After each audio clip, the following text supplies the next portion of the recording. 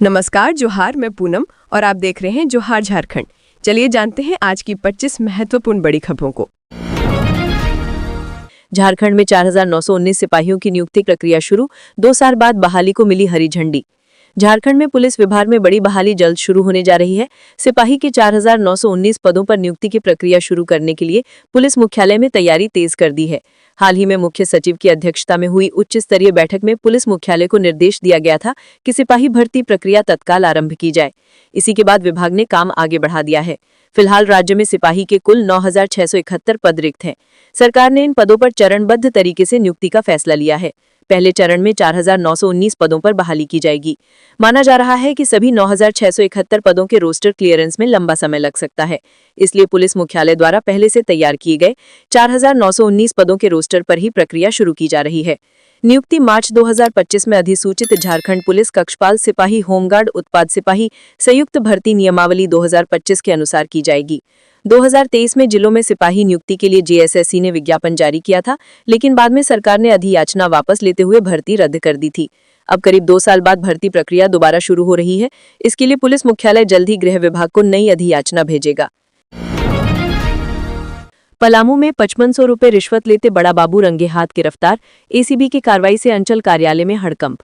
पलामू जिले में भ्रष्टाचार के खिलाफ एसीबी ने गुरुवार को एक बड़ी कार्रवाई करते हुए चैनपुर अंचल कार्यालय के बड़ा बाबू विनोद कुमार को 5500 रुपए की रिश्वत लेते रंगे हाथ गिरफ्तार कर लिया।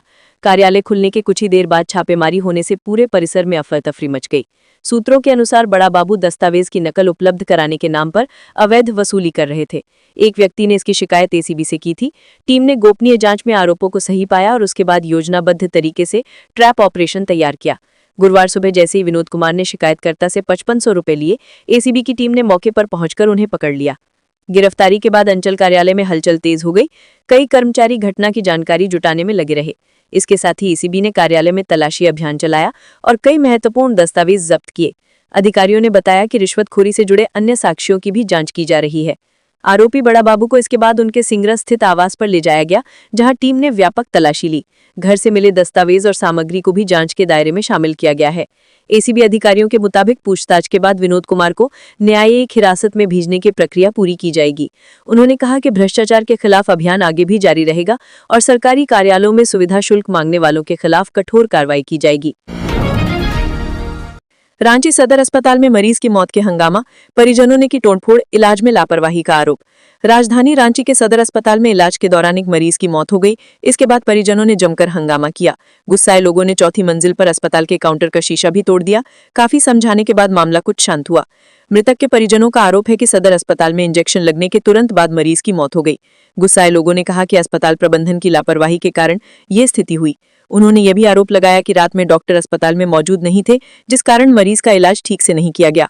पूरे मामले पर सदर अस्पताल के deputy superintendent doctor Bimlesh Singh ने कहा कि इलाज में कोई लापरवाही नहीं हुई।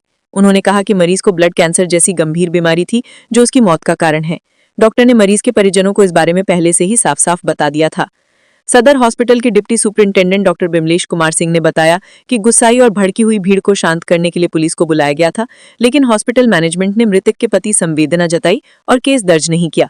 उन्होंने बताया कि मृतक का बेटा रात में डॉक्टर के ना होने का झूठा आरोप लगा रहा है, जबकि कल रात सदर हॉस्पिटल में 3 डॉक्टर ड्यूटी पर थे। उन्होंने बताया कि सदर हॉस्पिटल के हर फ्लोर पर अब रात में 1 डॉक्टर ड्यूटी पर रहेगा, यानी रात में 6 डॉक्टर ड्यूटी पर रहेंगे। सदर हॉस्पिटल के डिप्टी सुपरिंटेंडेंट ने बताया कि सदर हॉस्पिटल में मरीजों की संख्या लगातार बढ़ रही है और अब गंभीर बीमारियों का इलाज किया जा रहा है। ये पक्का करने के लिए कि सिक्योरिटी कड़ी रहे और डॉक्टर और हॉस्पिटल स्टाफ सुरक्षित माहौल में इलाज कर सके, हॉस्पिटल एडमिनिस्ट्रेशन डिस्ट्रिक्ट एडमिनिस्ट्रेशन से सदर हॉस्पिटल में एक परमानेंट पुलिस पिकेट बनाने की रिक्वेस्ट करेगा। गिरिडीह में अनियंत्रित होकर बिजली के खंभे से टकराई बाइक, 2 की मौत। गिरिडीह जिले के जमुआ प्रखंड के पोबी गांव में बुधवार की देर रात हुए दर्दनाक सड़क हादसे से पूरे गांव में मातम पसर गया है। पोबी गांव में तेज रफ्तार बाइक अनियंत्रित होकर बिजली के खंभे से जा टकराई, जिससे बाइक सवार दोनों युवकों की मौके पर ही मौत हो गई। मृतकों की पहचान पोबी निवासी 22 वर्षीय रोहित तुरी और 22 वर्षीय चंदन तुरी के रूप में हुई है। दोनों आपस में घनिष्ठ मित्र बताए जाते हैं और मेहनत मजदूरी कर परिवार की जिम्मेदारी संभाल रहे थे। मिली जानकारी के अनुसार दोनों युवक किसी निजी कार्य से शाम को जमुआ गए थे। लौटते समय देर रात पोबी मोड़ से करीब 100 मीटर की दूरी पर उनकी बाइक अचानक अनियंत्रित हो गई और सड़क किनारे खड़े बिजली के खंभे से जा टकराई। हादसे की तीव्रता इतनी भयावह थी कि बाइक पूरी तरह क्षतिग्रस्त हो गई। और दोनों युवक कुछ दूर जा गिरे। स्थानीय ग्रामीणों के अनुसार बाइक की रफ्तार काफी तेज थी, जिसे संभलने का कोई मौका नहीं मिला।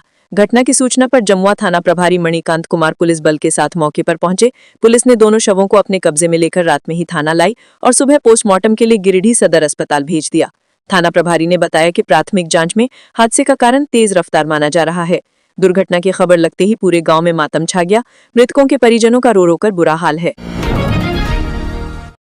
झारखंड सरकार को 2000 घंटे उड़ान अनुभव वाले पायलटों की तलाश।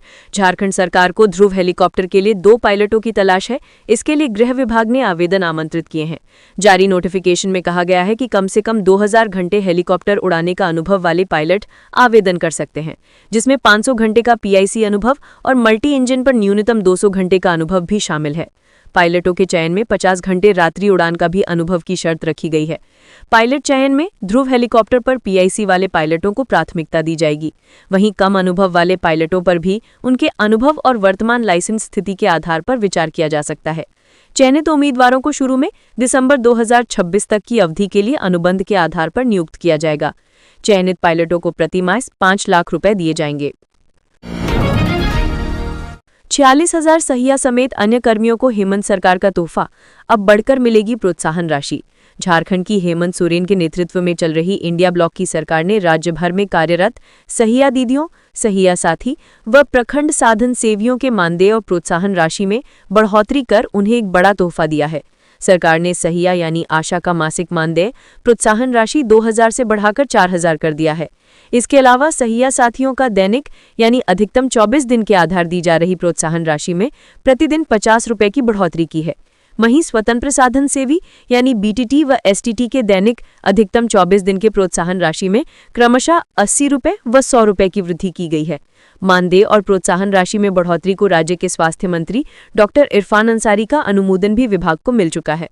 विभाग से मिली जानकारी के अनुसार स्वास्थ्य विभाग के अपर मुख्य सचिव अजय कुमार सिंह ने वित्तीय वर्ष 2025-26 में झारखंड स्वास्थ्य प्रहरी कार्यक्रम के तहत राष्ट्रीय स्वास्थ्य मिशन झारखंड के तहत कार्यरत सहिया यानी आशा, सहिया साथी एवं स्वतंत्र साधन सेवी यानी BTT व STT को राज्य योजना मद से अतिरिक्त प्रोत्साहन राशि देने के लिए लगभग 0.1 अरब करोड़ की स्वीकृति भी प्रदान कर दी है।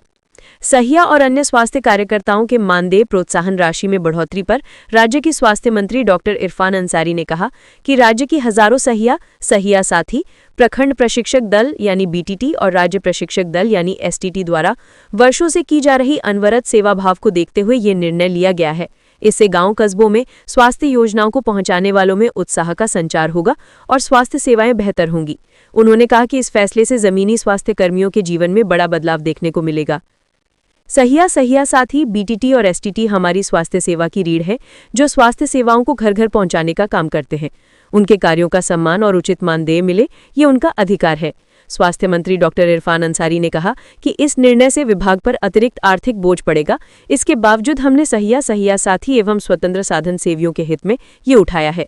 झारखंड स्वास्थ्य प्रहरी कार्यक्रम के तहत राष्ट्रीय स्वास्थ्य मिशन झारखंड के अधीन कार्यरत 46,131 लोगों को मानदेय प्रोत्साहन राशि वृद्धि का लाभ मिलेगा, जिसमें 42,964 सहिया, 2,420 सहिया साथी, 699 प्रखंड प्रशिक्षक दल और 449 राज्य प्रशिक्षक दल के कर्मी शामिल हैं। उक्त कर्मियों को वर्तमान में देय राशि का भुगतान NHM के द्वारा किया जाता है। वार्षिक प्रदर्शन के आधार पर अब यह बढ़ाई गई प्रोत्साहन राशि दी जाएगी, इस पर 1,384 लाख का व्यय राज्य सरकार करेगी। 6 महीने में JJMP का अंत, 15 मुख्य कमांडरों ने छोड़ा संगठन, पुलिस के सामने किया सरेंडर। कभी लातेहार और आसपास के 5 जिलों में आतंक का पर्याय बने JJMP झारखंड जनमुक्ति परिषद नक्सली संगठन का अब तो नामो निशान मिट चुका है। सबसे खास बात यह है कि मात्र 6 महीनों के अंदर इस संगठन के 15 मुख्य कमांडरों ने हथियार डालकर पुलिस के सामने आत्मसमर्पण कर दिया। संगठन के सुप्रीमो से लेकर एरिया कमांडर तक सबने एक एक करके सरेंडर का रास्ता अपनाया और JJMP पूरी तरह नेस्तनाबूद हो गया। लातेहार में सिलसिलेवार सरेंडर मई 2025 से शुरू हुआ था, जब पुलिस ने संगठन के सुप्रीमो पप्पू लोहरा और सब जोनल कमांडर को मुठभेड़ में मार गिराया। इस झटके के बाद संगठन में भागदड़ मच गई और कमांडरों ने जान बचाने का एकमात्र रास्ता आत्मसमर्पण समझा। लातेहार के लोगों का कहना है कि 6 महीने पहले जिस JJMP का नाम लेते ही रात में लोग घर से निकलने से डरते थे, आज उसका नाम लेने वाला भी कोई नहीं बचा। एसपी कुमार गौरव की जीरो टॉलरेंस नीति और लगातार अभियानों ने न सिर्फ जेजेएमपी को खत्म किया बल्कि पूरे इलाके में शांति की नई सुबह ला दी है। पलामू में 30 लाख के अफीम के साथ तस्कर गिरफ्तार, आरोपी का पश्चिम बंगाल में साइबर ठगी का भी कनेक्शन। 30 लाख रुपए के अवैध अफीम के साथ पलामू पुलिस ने एक तस्कर को गिरफ्तार किया है। गिरफ्तार तस्कर पश्चिम बंगाल में साइबर अपराध से जुड़ी बड़ी घटनाओं का आरोपी है। आरोपी की गिरफ्तारी की पुष्टि पलामू एसपी रिश्मा रमेशन ने की है। एसपी ने बताया कि पलामू पुलिस को सूचना मिली थी कि मेदिनीनगर टाउन थाना क्षेत्र के रेलवे स्टेशन के इलाके में एक कार से अफीम की तस्करी होने वाली है। इसी सूचना के आलोक में पुलिस ने सर्च अभियान शुरू किया है।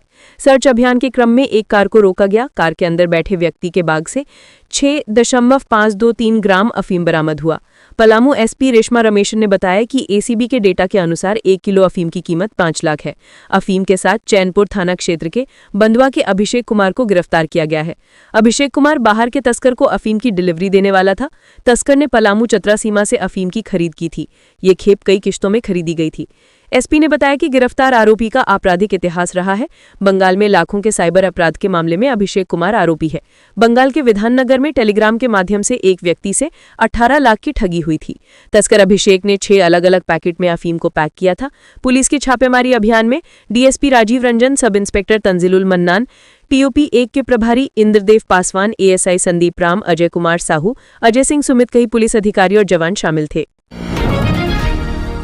जामताड़ा के जंगल से साइबर गैंग का भंडाफोड़, 6 अपराधी गिरफ्तार, फर्जी सिम फोन सहित कई सामग्री बरामद। जामताड़ा पुलिस अधीक्षक ने गुप्त सूचना के आधार पर नारायणपुर थाना क्षेत्र में एक बड़ी कार्रवाई को अंजाम दिया गया है। पुलिस ने दुलाड़ी के जंगल झाड़ में छापेमारी कर साइबर अपराधियों के एक बड़े और सक्रिय गिरोह का पर्दाफाश किया है। पुलिस निरीक्षक विहारी मरांडी के नेतृत्व में विशेष पुलिस टीम ने मौके पर ही 6 साइबर अपराधियों को गिरफ्तार कर लिया। ये अपराधी जंगल में बैठकर झारखंड, बिहार, पश्चिम बंगाल और उड़ीसा तक लगातार ऑनलाइन ठगी की वारदातों को अंजाम दे रहे थे। पुलिस ने गिरफ्तार अपराधियों के पास से भारी मात्रा में इलेक्ट्रॉनिक उपकरण बरामद किए हैं। बरामद सामग्री में 13 mobile phone, 18 SIM card, 1 ATM card, 1 आधार कार्ड और 1 मोटरसाइकिल शामिल है। पुलिस के अनुसार यह गिरोह धोखाधड़ी का एक विशेष तरीका अपना रहा था। वे खासकर बंधन बैंक सहित विभिन्न बैंकों के ग्राहकों को कॉल करते थे और उन्हें ये कहकर डराते थे कि उनका क्रेडिट डेबिट कार्ड बंद होने वाला है और उन्हें नया कार्ड लेना होगा। एक बार जब ग्राहक डर जाता था तो अपराधी उसके मोबाइल पर स्क्रीन शेयरिंग ऐप डाउनलोड करवा लेते थे। इस ऐप के माध्यम से वे ग्राहकों के OTP, card number, CVV, pin और बैंक बैलेंस जैसी सभी गोपनीय जानकारी प्राप्त कर उनके खातों को तुरंत खंगाल देते थे। डॉक्टर श्यामा प्रसाद मुखर्जी विश्वविद्यालय के कॉमर्स डिपार्टमेंट में फीस वृद्धि को लेकर छात्रों का हंगामा, तालाबंदी व पुतला दहन किया। डॉक्टर श्यामा प्रसाद मुखर्जी विश्वविद्यालय के कॉमर्स डिपार्टमेंट में फीस वृद्धि को लेकर छात्रों में आक्रोश लगातार बढ़ता जा रहा है। इसको लेकर अंडर ग्रेजुएट यानी यूजी और पोस्ट ग्रेजुएट यानी पीजी स्तर के छात्रों ने आज कॉलेज प्रशासन के खिलाफ जोरदार धरना प्रदर्शन किया। इस दौरान उन्होंने मार्च निकाला, कॉलेज भवन के मुख्य द्वार पर तालाबंदी की और कुलपति व कुल सचिव का पुतला दहन भी किया। छात्रों का कहना है कि वे पिछले कई महीनों से बढ़ी हुई फीस को कम करने और विभाग में बेहतर सुविधाएं उपलब्ध कराने की मांग कर रहे हैं, लेकिन प्रशासन ने न तो फीस कम की और न ही सुविधाओं में सुधार किया। इसको लेकर नाराज सैकड़ों छात्रों ने कॉलेज की नई इमारत से प्रशासनिक भवन तक मार्च निकाला। मार्च के बाद छात्रों ने पुराने भवन के मुख्य द्वार पर तालाबंदी की और कुलपति अंजनी कुमार मिश्रा व कुल सचिव धनंजय वासुदेव द्विवेदी के खिलाफ नारेबाजी की। प्रदर्शनकारी छात्रों ने दोनों अधिकारियों का पुतला दहन भी किया। छात्रों ने स्पष्ट चेतावनी दी कि जब तक कुलपति स्वयं आकर उनसे बातचीत नहीं करते तब तक उनका धरना जारी रहेगा। उन्होंने ये भी कहा कि यदि फीस कम नहीं की गई या सुविधाएं दुरुस्त नहीं हुई तो आंदोलन और उग्र किया जाएगा। एमकॉम के छात्र वसीम अंसारी ने बताया कि करीब 1.5 से 2 महीने पहले हुए आंदोलन के दौरान प्रशासन ने जल्द कार्रवाई का आश्वासन दिया था, लेकिन अब तक कुछ नहीं हुआ। उन्होंने कहा कि प्रशासन की उदासीनता के कारण ही छात्र पुतला दहन करने को मजबूर हुए हैं। हमारा उद्देश्य केवल इतना है कि हमारी आवाज़ प्रशासन तक पहुंचे और उन्हें समझ आए कि छात्र अपने हक के लिए मजबूती से खड़ा होना जानता है। रांची में नो एंट्री का उल्लंघन करने वाले 35 मालवाहक वाहनों पर हुई कार्रवाई। शहर के नो एंट्री समय के दौरान मालवाहक वाहनों के अनाकृतिक परिचालन की लगातार मिल रही शिकायतों पर संज्ञान लेते हुए यातायात पुलिस ने गुरुवार को एक बड़ा अभियान चलाया। ट्रैफिक एसपी द्वारा इन गंभीर शिकायतों को देखते हुए एक विशेष टीम का गठन किया गया। इस टीम ने आज शहर के सभी यातायात थाना क्षेत्रों में एक सघन जांच अभियान चलाया। अभियान के दौरान ये पाया गया कि शहर में निर्धारित नो एंट्री समय के बाद भी कुल 35 मालवाहक वाहन नो एंट्री वाले क्षेत्रों में प्रवेश कर चुके थे। इन वाहनों के विरुद्ध मोटरयान अधिनियम के सुसंगत प्रावधानों के तहत सख्त कानूनी कार्रवाई की जा रही है। यातायात पुलिस ने इस कार्रवाई के बाद आम जनता और वाहन चालकों से अपील की है कि वे यातायात नियमों का सख्ती से पालन करें। पुलिस ने स्पष्ट किया है कि वे नो एंट्री में वाहनों का प्रवेश एवं परिचालन न करें, अन्यथा उनके विरुद्ध भी इसी प्रकार मोटरयान अधिनियम के तहत कार्रवाई की जाएगी। द्वितीय अनुपूरक बजट के लिए वित्त विभाग ने सभी विभागों से मांगा प्रस्ताव, 27 नवंबर तक उपलब्ध कराने का निर्देश। झारखंड विधानसभा का शीतकालीन सत्र 5 दिसंबर से शुरू हो रहा है। 8 दिसंबर को वित्तीय वर्ष 2025-26 का द्वितीय अनुपूरक बजट सदन में पेश होना है। इसको लेकर वित्त विभाग ने सभी विभागों के अपर मुख्य सचिव, प्रधान सचिव, सचिव और हेड ऑफ डिपार्टमेंट को पत्र लिखा है। पत्र में कहा है कि द्वितीय अनुपूरक बजट के लिए 27 नवंबर गुरुवार को शाम 5 बजे तक वित्त विभाग को प्रस्ताव उपलब्ध कराएं। अनुपूरक बजट प्रस्ताव ऑनलाइन करने के पहले विभागीय मंत्री से अनुमोदन अवश्य प्राप्त कर लें। केंद्रीय प्रायोजित योजनाओं के तहत निर्धारित शेयरिंग पैटर्न के अनुसार केंद्र और राज्य सरकार अपने अपने हिस्से का योगदान देंगी। राज्य अपने संसाधनों से अतिरिक्त व्यय के लिए टॉप अप के रूप में प्रावधान कर सकती है। वित्तीय वर्ष 2025-26 के मुख्य बजट में किसी त्रुटिपूर्ण बजटीय उपबंध में सुधार की आवश्यकता होने पर प्रस्ताव प्राप्त किए जाएंगे। राज्य स्कीम, केंद्रीय सेक्टर स्कीम और केंद्रीय प्रायोजित स्कीमों के लिए बजटीय उपबंध करने संबंधी प्रस्तावों पर योजना एवं विकास विभाग की सहमति के बाद ही विचार किया जाएगा। स्थापना व्यय और राज्य स्कीम के प्रस्तावों के साथ आवश्यक विवरण उपलब्ध कराए जाएंगे। यदि किसी इकाई में पहले से राशि का प्रावधान नहीं है तो टोकन राशि की मांग की जाएगी और शेष राशि का उपबंध पुनर्विनियोग द्वारा किया जाएगा। यदि केंद्र और राज्य की हिस्सेदारी में बदलाव होता है तो बजट में संशोधन के लिए प्रस्ताव देना होगा। यदि पिछले वर्ष या चालू वित्तीय वर्ष में केंद्र सरकार से राशि प्राप्त हुई है और उसका उपयोग नहीं किया गया है या राशि अपर्याप्त है तो इसके लिए प्रस्ताव देना होगा। इन स्थितियों में संबंधित विभागों को आवश्यक प्रस्ताव देना होगा ताकि बजट में उचित प्रावधान किया जा सके। यदि कोई आकस्मिक स्थिति उत्पन्न होती है जिसके लिए प्रावधान करना अत्यंत आवश्यक है तो ऐसे प्रस्तावों पर विचार किया जाएगा। पिछड़ों को 27% आरक्षण देने की मांग, झारखंड प्रदेश वैश्य मोर्चा ने आंदोलन की दी चेतावनी। राज्य में पिछड़ों की आबादी कुल आबादी का लगभग 55% से 56% है। इस वर्ग को आर्थिक, सामाजिक और राजनीतिक रूप से आगे बढ़ाने के लिए प्रयास किए जा रहे हैं, लेकिन अभी भी एक बड़ा हिस्सा हाशिए पर है। सरकार द्वारा हाल ही में जारी आंकड़ों से पता चलता है कि कुछ समुदायों में बेहद कम संख्या दर्ज की गई है। खासकर कुछ नगर परिषदों में पिछड़ा वर्ग 2 की आबादी लगभग 0 है। ऐसे में अपने हक की लड़ाई के लिए पिछड़ा वर्ग गोलबंद होने लगे हैं। वैश्य मोर्चा के बैनर तले बड़ा आंदोलन की तैयारी की जा रही है। झारखंड प्रदेश वैश्य मोर्चा के केंद्रीय अध्यक्ष महेश्वर साहू ने इसकी घोषणा करते हुए कहा कि जिस तरह से ट्रिपल टेस्ट में ओबीसी का आकलन करने में भेदभाव किया गया है, उसके खिलाफ मोर्चा पिछड़ा वर्ग आयोग में शिकायत दर्ज कराने से लेकर शीतकालीन सत्र के दौरान विधानसभा के समक्ष जोरदार आंदोलन करेगा। उन्होंने कहा कि सड़क पर आंदोलन के साथ साथ हम न्यायिक लड़ाई भी सरकार के खिलाफ लड़ने की तैयारी में हैं और जल्द ही झारखंड हाईकोर्ट में संबंध में याचिका दाखिल की जाएगी। उन्होंने कहा कि विडंबना है कि पिछड़ा वर्ग आयोग में एक पिछड़ा समाज का व्यक्ति बैठा है, लेकिन उन्हें पिछड़ों की चिंता नहीं है। उन्होंने कहा कि वैश्य मोर्चा की मांग और न्यायालय के आदेश पर राज्य में ओबीसी ट्रिपल टेस्ट कराया गया है, जिसमें हमें 14% के हिसाब से राज्य के 48 नगर निकायों में से मात्र 6 से 7 निकायों में आरक्षण मिलेगा, जबकि हमारा अधिकार 16 से 17 बन रहा था। इसके अलावा जिन जगहों पर ओबीसी की संख्या है वहां पर उन्हें आरक्षण से वंचित किया जा रहा है। ऐसे में हम अपने अधिकारों की मांग को लेकर आंदोलन करेंगे। इसके अलावा राज्य में 27% ओबीसी आरक्षण और पिछड़ा वर्ग मंत्रालय बनाने की मांग को लेकर मोर्चा के द्वारा आंदोलन तेज किया जाएगा। रांची में भारत और दक्षिण अफ्रीका के बीच होगा वनडे मुकाबला, इस तारीख से मिलेगी टिकट। मैच देखना है तो इन बातों का रखें ख्याल। भारतीय क्रिकेट के सबसे सफल कप्तानों में रहे महेंद्र सिंह धोनी के शहर रांची में 30 नवंबर को भारत और दक्षिण अफ्रीका के बीच वनडे क्रिकेट का महामुकाबला होने जा रहा है। जीएससीए प्रबंधन ने इस मैच को यादगार बनाने की पूरी तैयारी की है। इसमें आधुनिक सुविधाएं, इंडोर प्रैक्टिस पिचेस और शैडो फ्री डिजाइन शामिल हैं। वहीं सुरक्षा के भी पुख्ता इंतजाम किए गए हैं। जीएससीए स्टेडियम में 40,000 दर्शकों की क्षमता है, लिहाजा मैच के मद्देनजर तमाम छोटी छोटी बातों का ख्याल रखा जा रहा है ताकि दर्शकों को किसी तरह की परेशानी ना हो। जीएससीए प्रबंधन ने मीडिया के मार्फत दर्शकों के लिए कुछ सुझाव दिए हैं जिनको फॉलो करना अनिवार्य है। सुरक्षा कारणों से खिलाड़ियों को एयरपोर्ट से सीधे होटल लाया जाएगा, जहां उनका स्वागत किया जाएगा। सुरक्षा से जुड़ी तमाम व्यवस्था जिला जिला प्रशासन के निर्देश के अनुसार सुनिश्चित की जाएगी। जीएससीए के अध्यक्ष अजयनाथ शाहदेव ने दर्शकों को कुछ सुझाव दिए हैं। उन्होंने कहा है कि मैच के दौरान पानी की बोतल के अलावा किसी भी तरह के खाद्य पदार्थ की एंट्री पर रोक होती है।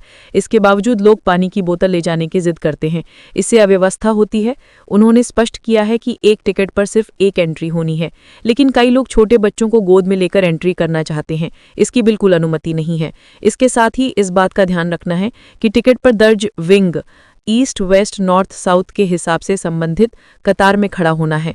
उन्होंने कहा कि अक्सर कई दर्शक दूसरे विंग की कतार में खड़े हो जाते हैं और एंट्री के लिए जिद करने लगते हैं, जिसको अलाउ नहीं किया जा सकता है।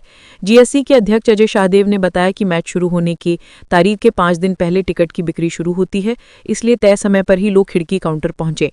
उन्होंने बताया कि टिकट खिड़की से बेचने की तारीख से 2 दिन पहले टिकटों की ऑनलाइन बिक्री शुरू हो जाती है। टिकटों की कीमत 1200 रुपये से लेकर 12,000 रुपये तक होगी। 30 नवंबर को होने वाले भारत और दक्षिण अफ्रीका के बीच के मुकाबले के दौरान दर्शकों की सुविधा, खिलाड़ियों की सुरक्षा और आयोजन की हर बारीकी पर ध्यान दिया जा रहा है। उम्मीद की जा रही है कि दर्शक मैच का पूरा लुत्फ उठा पाएंगे। पलामू में सड़क दुर्घटना, बाइक की टक्कर में 2 लोगों की मौत। पलामू जिला में छतरपुर थाना क्षेत्र के खेंद्रा के इलाकों में हुए सड़क हादसे में 2 लोगों की मौत हो गई है, जबकि 2 लोग गंभीर रूप से घायल हैं। दोनों जख्मी को इलाज के लिए मेदिनी high medical college and hospital में भर्ती करवाया गया है। इस हादसे में मरने वाले 2 लोगों में एक की पहचान हुसैनाबाद के देवरी के रहने वाले बसंत चौधरी, जबकि दूसरे की पहचान चैनपुर थाना क्षेत्र के गुरहा के रहने वाले रमेश पासी के रूप में हुई है। दोनों के शवों का पोस्टमार्टम मेदिनी राय मेडिकल कॉलेज में गुरुवार को किया गया। दरअसल बसंत चौधरी और रमेश पासी अलग अलग बाइक से थे और छतरपुर हुसैनाबाद रोड पर सफर कर रहे थे। इसी क्रम में दोनों की बाइक आपस में टकरा गई थी। इस दुर्घटना की जानकारी मिलने के बाद छतरपुर थाना की पुलिस मौके पर पहुंची और दोनों बाइक पर सवार 4 लोगों को इलाज के लिए छतरपुर अनुमंडलीय अस्पताल में भर्ती करवाया था। छतरपुर के अनुमंडलीय अस्पताल में बसंत चौधरी और रमेश पासी को डॉक्टर्स ने मृत घोषित कर दिया, जबकि 2 अन्य जख्मी को इलाज के लिए रेफर कर दिया। इस हादसे को लेकर छतरपुर थाना प्रभारी प्रशांत प्रसाद ने बताया कि 2 बाइक की टक्कर हुई थी, जिसमें 2 लोगों की मौत हुई है। दोनों के शवों का पोस्टमार्टम करवाया जा रहा है, जबकि पुलिस पूरे मामले में आगे की छानबीन कर रही है। इधर घटना की जानकारी मिलने के बाद परिजन भी मौके पर पहुंच गए हैं और रो रोकर उनका बुरा हाल है। जमशेदपुर के सिद्धगोड़ा सब्जी मंडी में लगी भीषण आग, दर्जनों दुकानें जलकर राख, 30 लाख से अधिक का नुकसान। जमशेदपुर के सिद्धगोड़ा बाजार स्थित सब्जी मंडी में बुधवार देर रात लगभग 2 बजे अचानक भीषण आग लग गई, जिसे पूरे इलाके में अफरा तफरी मच गई। आग लगने के कुछ ही मिनटों में लपटों ने सब्जियों की दुकानों, गोदामों और किराना स्टॉलों सहित दर्जनों भर से अधिक दुकानों को अपनी चपेट में ले लिया। हादसे में करीब 30 लाख रुपए से अधिक के नुकसान का अनुमान है। प्रत्यक्षदर्शियों के मुताबिक धधकती आग को सबसे पहले स्थानीय लोगों ने देखा।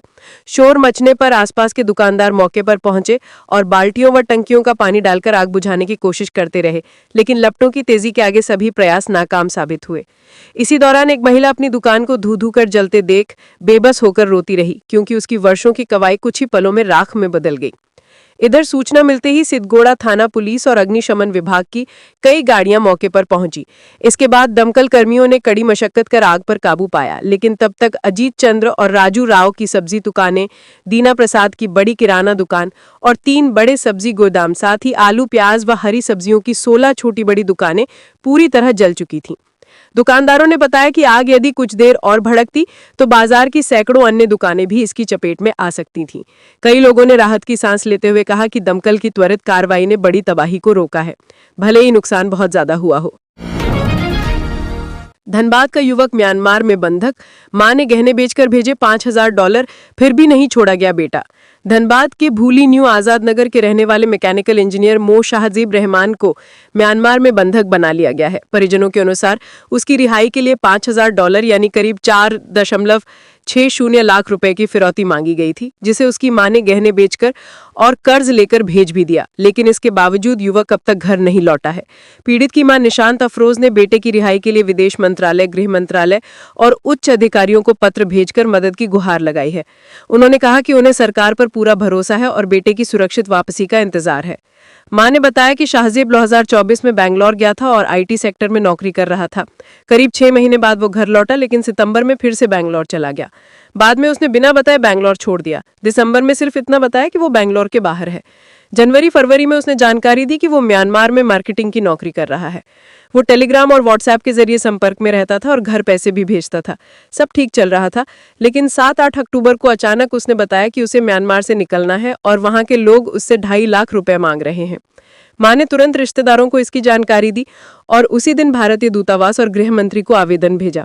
इसके बाद कुछ कार्रवाई शुरू हुई, लेकिन 1 हफ्ते तक बेटे की कोई खबर नहीं आई। फिर 1 सप्ताह बाद उसने टेलीग्राम से संदेश भेजा कि उसका फोन उसके बॉस ने छीन लिया है और वो किसी दूसरे के फोन से मैसेज कर रहा है। उसने अपना लोकेशन अपोलो पार्क 403 चौथी मंजिल B1 बताया। एसीबी के पास नहीं आए जमशेदपुर डीसी कर्ण सत्यार्थी, एजेंसी ने उन्हें 24 को फिर बुलाया। जमशेदपुर के डीसी कर्ण सत्यार्थी गुरुवार को एसीबी के समक्ष पूछताछ में शामिल नहीं हुए। उन्होंने एजेंसी को ये जानकारी दी है कि वो 3 दिनों की छुट्टी पर हैं, इसलिए वो पूछताछ की कार्रवाई में शामिल नहीं हो पाएंगे। एसीबी ने उन्हें मंगलवार को नोटिस देकर आज यानी गुरुवार को शराब घोटाला मामले में पूछताछ के लिए बुलाया था। अब एसीबी ने उन्हें सोमवार को दोबारा पूछताछ के लिए बुलाया है। दरअसल शराब घोटाला जब हो रहा था उस दौरान कर्ण सत्यार्थी उत्पाद आयुक्त के पद पर थे, इसलिए एसीबी उनसे पूछताछ करना चाहती है। इससे पहले एसीबी इस मामले में आईएएस मुकेश कुमार और मनोज कुमार और रामगढ़ के डीसी फैज आक अहमद से पूछताछ कर चुकी है। उल्लेखनीय है कि झारखंड में हुए शराब घोटाला मामले में एसीबी ने उत्पाद एवं मद्य निषेध विभाग के तत्कालीन सचिव विनय चौबे सहित 13 लोगों पर नामजद एफआईआर कराया गया है। इस केस में पहली गिरफ्तारी वरिष्ठ आईएएस अधिकारी विनय चौबे की हुई थी। एसीबी की एफआईआर में कहा गया है कि 2 प्लेसमेंट एजेंसियों की फर्जी बैंक गारंटी की अधिकारियों ने जांच तक नहीं की, जिसकी वजह से 38.44 करोड़ का शराब घोटाला हुआ है। बैंक गारंटी के संबंध में संबंधित बैंक के प्रबंधक ने बताया है कि ये बैंक गारंटी ना तो बैंक द्वारा निर्गत की गई है और ना ही इस पर प्रयुक्त लेटर हेड सिग्नेचर बैंक से संबंधित है। इसके बाद भी इन प्लेसमेंट एजेंसियों पर कार्रवाई नहीं की गई। नियम अनुकूल रिकवरी नहीं होने पर messrs vision hospitality and consultants private limited पर मार्च 2025 तक 12 करोड़ 98 लाख 18,405 रुपए और Messrs Marshan innovative security services private limited पर मार्च 2025 तक 25 करोड़ 46 लाख 66,313 रुपए की देनदारी होने की बात सामने आई है। पाकुड़ में वाटर सप्लाई पाइपलाइन बिछाने में लापरवाही, शहर की सुंदरता को नुकसान। राजमहल योजना के तहत चल रहे सप्लाई वाटर पाइपलाइन बिछाने का काम शहर के सौंदर्यीकरण पर भारी पड़ता जा रहा है। जहां सरकार लोगों की प्यास बुझाने के लिए योजनाओं को तेजी से अमल में ला रही है, वहीं पाइपलाइन बिछाने वाली कंपनियों की लापरवाही से शहर की सुंदरता बिगड़ती जा रही है। हेमलाल पेट्रोल पंप मोड़ के पास हाल ही में सौंदर्यीकरण के तहत लगाए गए पेवर ब्लॉक को पाइपलाइन कंपनी ने खोदकर पूरी तरह क्षतिग्रस्त कर दिया। दूसरी ओर डीएवी मोड़ पर सड़क काटकर पाइपलाइन डालने का काम तो पूरा कर दिया गया, लेकिन खोदी गई मिट्टी को सड़क पर ही छोड़ दिया गया है। ये मिट्टी अब मानव स्पीड ब्रेकर बन चुकी है, जिससे स्कूली बच्चों और आम राहगीरों को भारी परेशानी का सामना करना पड़ रहा है। तेज रफ्तार वाहनों के गुजरने पर उड़ने वाली धूल राहगीरों की आंखों में जा रही है, जिससे दुर्घटना की आशंका बढ़ गई है। लाखों रुपए खर्च कर बिछाए गए पेवर ब्लॉक बार बार कंपनियों की मनमानी खुदाई के कारण नष्ट हो रहे हैं। बड़ा सवाल यह है कि सड़क के किनारे सौंदर्यीकरण का कार्य पूरा होने से पहले पाइपलाइन बिछाने जैसे महत्वपूर्ण कार्य की योजना क्यों नहीं बनाई गई। विभागों के बीच समन्वय की कमी और कंपनियों की अनियमितता सीधे सरकारी खर्च को नुकसान पहुंचा रही है। सूत्रों के मुताबिक बिना उचित एनओसी के कभी टेलीकॉम कंपनियां तो कभी पाइपलाइन एजेंसियां मनमाने ढंग से सड़क खोद रही हैं, जिससे जिला प्रशासन द्वारा किए गए सौंदर्यीकरण कार्य को बार बार नुकसान पहुंच रहा है। लगातार खुदाई के कारण शहर की छवि भी प्रभावित हो रही है। अब जरूरत है कि प्रशासन तुरंत संज्ञान ले। सभी संबंधित विभाग संयुक्त बैठक कर ये सुनिश्चित करे कि एक ही सड़क को बार बार ना खोदा जाए। साथ ही जिम्मेदार एजेंसियों के खिलाफ कड़ी कार्रवाई की जाए, ताकि शहर की सुंदरता और जनता की सुविधा के साथ किसी भी प्रकार का खिलवाड़ ना हो। हजारीबाग में दिखा सरकारी उदासीनता का नमूना। 7 करोड़ रुपए की लागत से बना आवासीय भवन 10 सालों से बंद। हजारीबाग के कटकमदाग प्रखंड में सरकारी लापरवाही का बड़ा उदाहरण सामने आया है। लगभग 7 करोड़ रुपए की लागत से बना पदाधिकारियों का नवनिर्मित आवासीय भवन पिछले 10 वर्षों से खाली पड़ा हुआ है। भवन और परिसर अब झाड़ियों से घिर चुके हैं और धीरे धीरे जर्जर होते जा रहे हैं। कटकमदाग प्रखंड में पदाधिकारियों के लिए तैयार किया गया ये आवासीय भवन फरवरी 2019 में विधिवत उद्घाटित हुआ था।